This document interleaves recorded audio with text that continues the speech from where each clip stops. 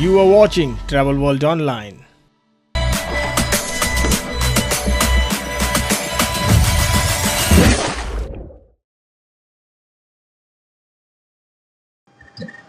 So Mayfair Hotels and Resorts was started by Mr. Dilip Ray, the founder and chairman of Mayfair Hotels. And he started with a vision of being able to provide Indian hospitality, and especially hospitality from the east of India to the rest of India, as well as to the world.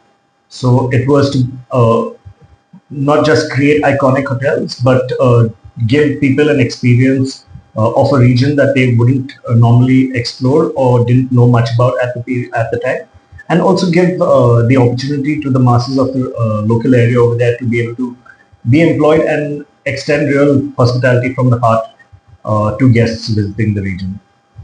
I think Mayfair Hotels is one of those very iconic, very different hotels. While a lot of hotel brands go in the very minimalistic or cookie cutter standard style of developing hotels, we are very unique in terms of the maximalist approach that we have.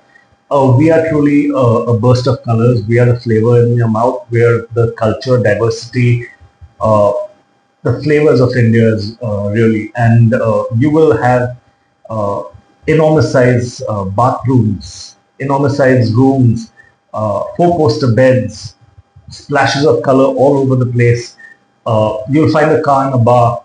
You'll find a stool in the bathroom. You'll find all sorts of odd things that just make sense altogether. And if you really put it together, you'll understand how the small pieces of the puzzle actually come together and truly make Mayfair a very special and very charismatic brand by itself.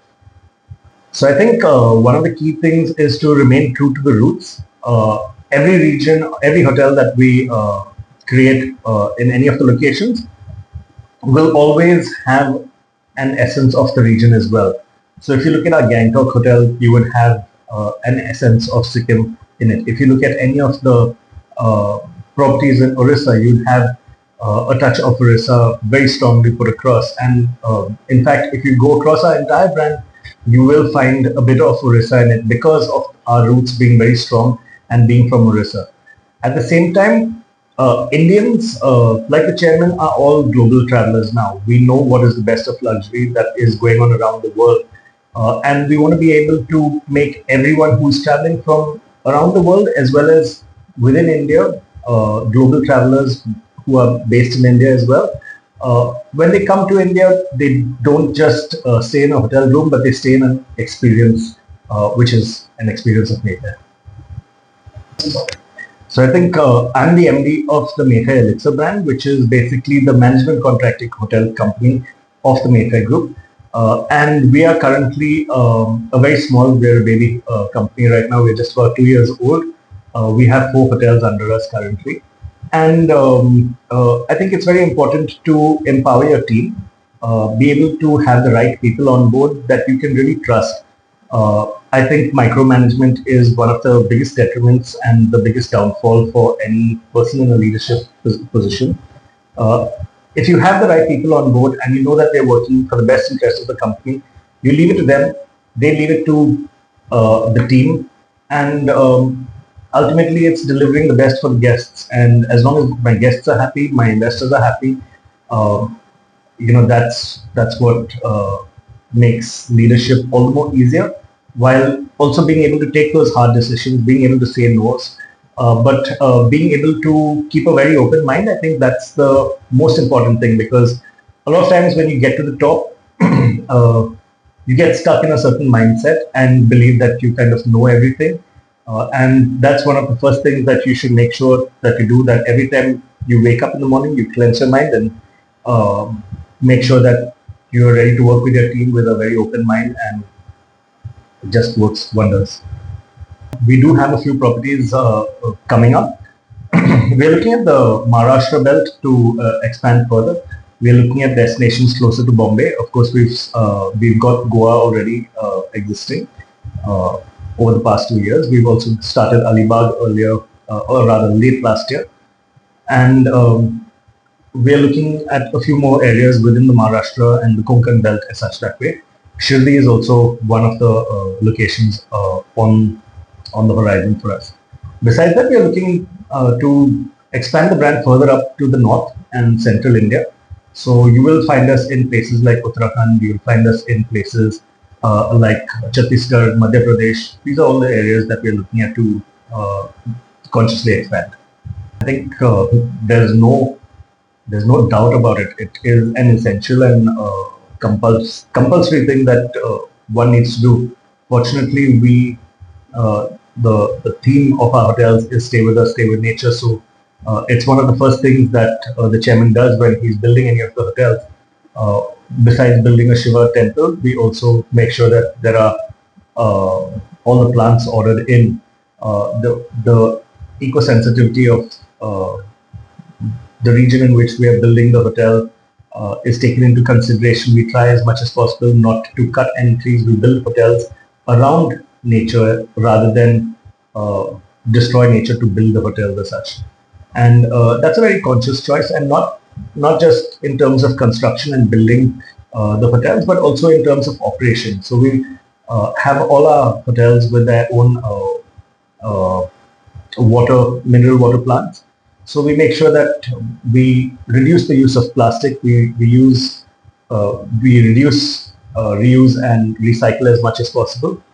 Even the food waste is well managed and also used for fertilization of the plants. Water is also recycled and reutilized for our massive gardening operations that we have. I think through COVID, I think it was a good period for the entire industry to self-evaluate and see where we were going wrong or where we were going right as well. So there were a few niche players that were very conscious in terms of making sure that wellness, naturopathy, returning to nature, returning to wellness, returning to the earth as such that way was something that we were able to experience during COVID. And that is one of the trends that has been able to sustain through the COVID days as well as right now. People are still looking for wellness vacations. People are understanding the value of family time. People are understanding the value of just being able to immerse yourself in the destination when you holiday, or even if you're traveling for work, you want to take that one extra day for yourself. I think self-care has become one of the most important trends, and not just for the hotel industry, but also as individuals, we in the hospitality industry also need to take care of ourselves, because it is one of the most grueling industries, and we know that especially the younger staff in the banquet section especially are working day and night to make sure that guests have leave with us a smile on their face and a happy stomach as well. So I know the toughness of the industry, and it's really important to be able to take care of yourself as well. Besides that, I think technology has really taken a leap through COVID and post-COVID, and been able to give us a lot of data and analytics in terms of what works for guests.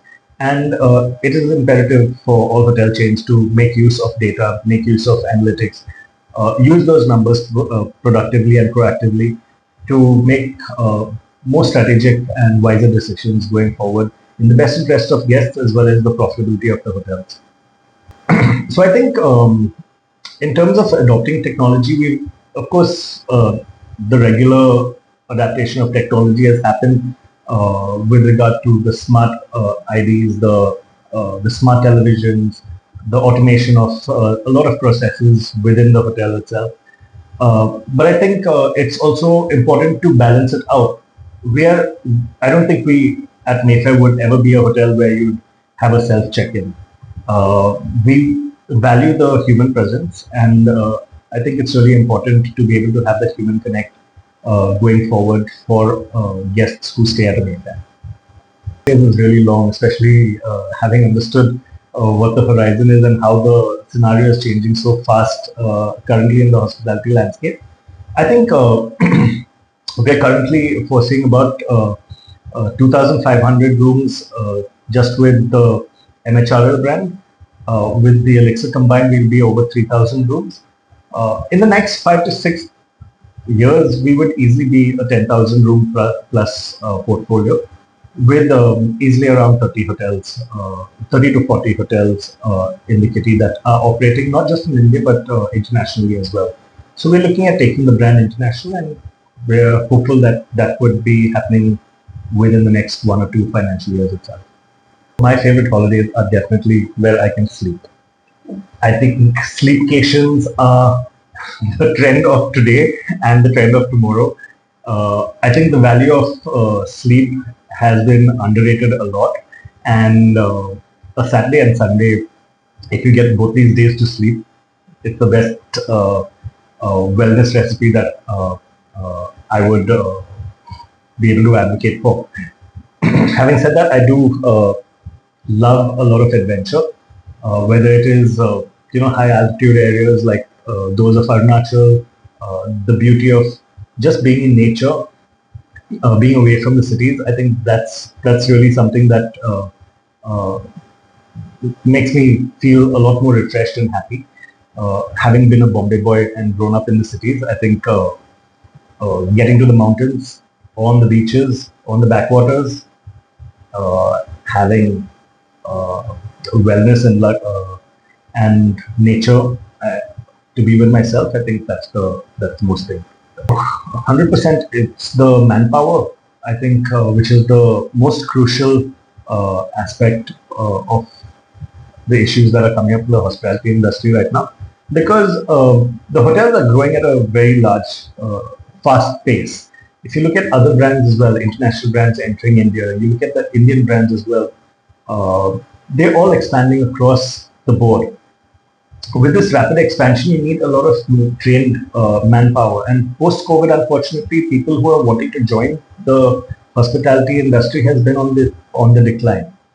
So what's happening is that the avenues for people to work in, whether it is retail or aviation or anything else, people are actually getting into those. And it's going to be really important, I think, from the leadership's point of view, to be able to cultivate a new breed of hospitality experts and caregivers as such within our industry towards guests, and be able to develop the hospitality industry for the next generation. I think that's really important, and to create future leaders, that's the most important thing right now.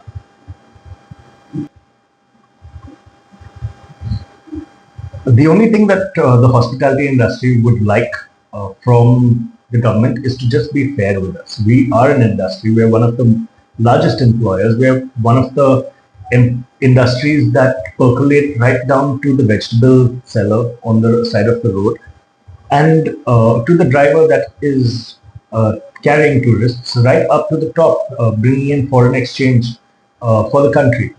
So we're such a diverse industry that we really should be considered for some of the relief that is being provided to other industries which are larger in scale in terms of revenues brought in, but at the same time we are one of the largest employers, we are one of the largest impact making industries, and I think just to be fair with us in terms of the taxes levied, or the kind of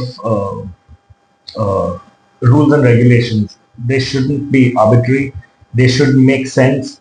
Of course, the government needs to make its share of revenue as well, but without pushing it, I think it should be a win-win for all sides, and that's all we ask for. You are watching Travel World Online.